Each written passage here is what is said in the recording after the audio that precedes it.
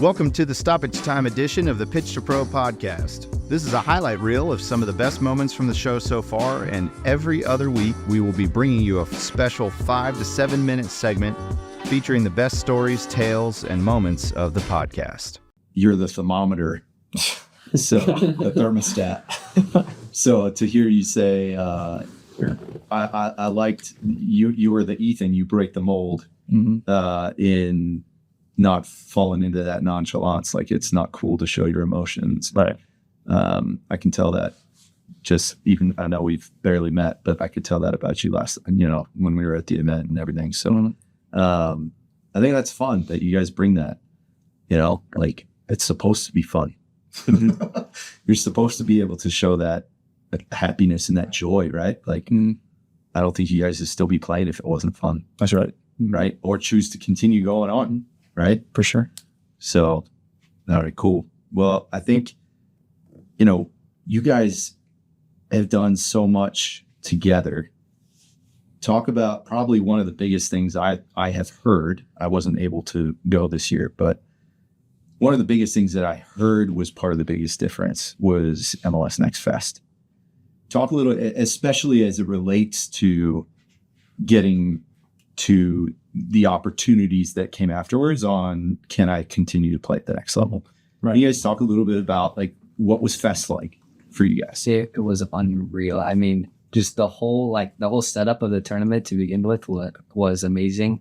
You play your 3 games, but just to have it at the huge complex, it's like the biggest complex I've seen in my life, where every single field had games on it, and every single field had coaches watching the game, coaches scouting for things. So, like, just to see while we were playing a game, to, see in the corner there just like 20 coaches sitting there with clipboards and stuff, just watching our game, just an unreal experience. Because before Fest, I don't know if I had one coach at a game ever. And so, like, it was just completely different to see just the sheer number of coaches actually taking interest in that. And so that obviously, that follows up into talks with the coaches after the games. After one of the games, I stayed for like 25, 30 minutes talking with the coach. Wow. Just about his program, everything. And so, that's like Fest, I think, was the biggest turning point in my recruiting process for sure.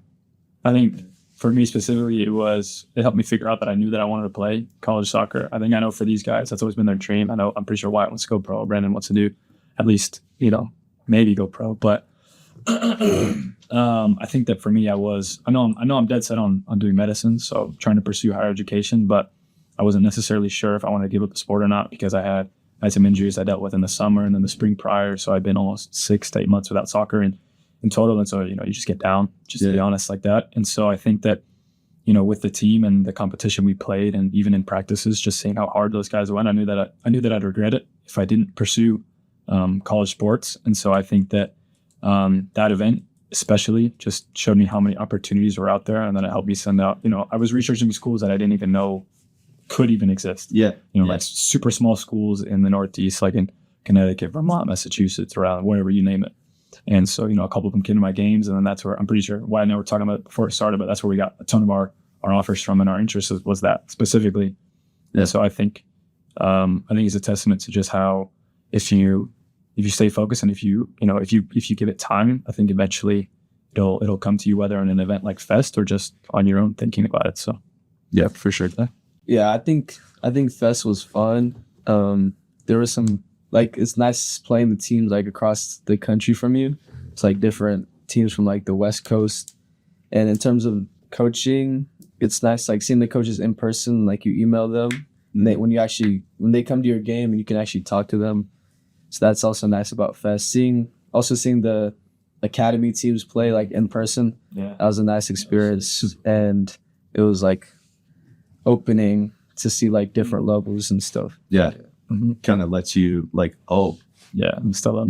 Like, sure. Or like, you know what? I don't know. I kind of back myself. You know what I mean? At least in some of them, right? So it just depends. But I think I was watching you guys' games. It's something that was also interesting. You talked about the facilities. Somebody told me, I think it was Kevin, every single field had its own Jumbotron. Really? that had like working Scoreboards. like scoreboards every single field. It was like insane. So it's great to hear that, you know, the first experience was a good one.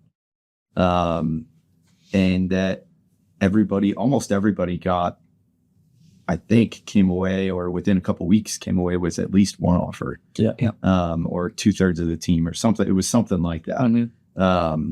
That happened with. Now, obviously, you guys navigate and whether that, you know, happened from, I don't know if anybody took the offer that they got from Fest, but it also, you know, just proves the interest and you know, the platform allows you to be able to get that visibility.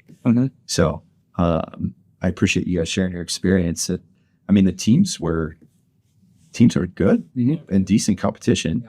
We played in Utah. You guys, Seattle Celtic. They're the first place team in the Pacific Division.